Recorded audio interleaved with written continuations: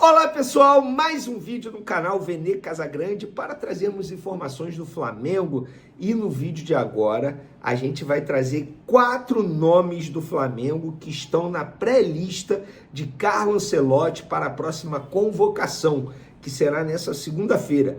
Essa é a última convocação antes da convocação final para a Copa do Mundo. Ou seja, se esses 4 jogadores do Flamengo estiverem nessa lista de segunda-feira, grandes chances, ou pelo menos ótimas chances, de estarem na convocação para a Copa do Mundo. E a gente vai trazer o nome desses 4 atletas e eu vou trazer informações apuradas, o que pensa a CBF, o que pensa Carlo Ancelotti sobre esses 4 jogadores do Flamengo que estão na mira do treinador italiano. Mas vamos para as informações do Flamengo agora, galera. É o seguinte, 4 nomes do Flamengo estão na pré-lista de convocação de Carlo Ancelotti para a próxima segunda-feira, para 2 jogos antes da convocação final para a Copa do Mundo.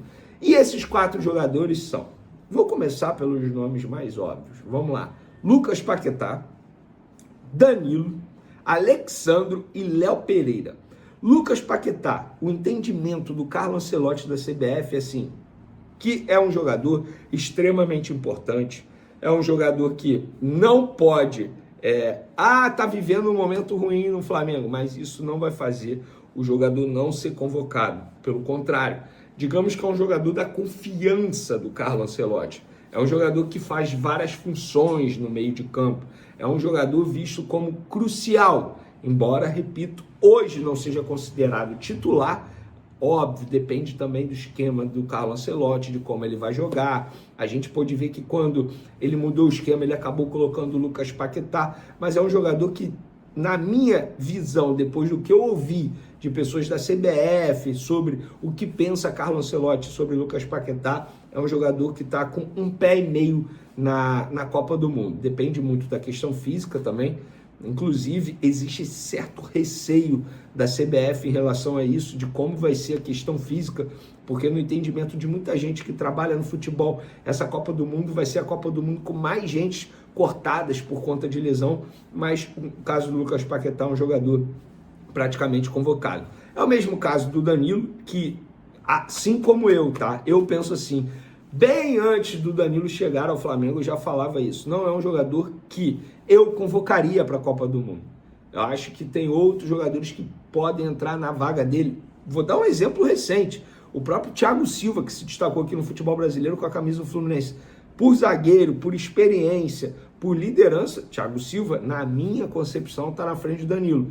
Mas o Danilo é um homem de confiança do Carlo Ancelotti. Um homem que, na visão do Carlo Ancelotti, pode fazer várias funções no setor defensivo. Então, esse jogador, eu não diria que está com um pé e meio, está com os 2 pés na Copa do Mundo, depende da questão física, tal como Alexandro, que esse, na minha visão, merece muito. Está jogando muita bola com a camisa do Flamengo, começou mal a temporada 2026, concordo, mas contra o Fluminense, por exemplo, na final do Campeonato Carioca, voltou a fazer uma grande partida, se destacando bastante. Então, além disso, tem, digamos assim, o fator na lateral esquerda, que não são muitas opções. Tal como na lateral direita, na lateral esquerda também não são muitas opções à disposição. E o Alexandre, para mim, vai ser titular na Copa do Mundo se estiver bem fisicamente.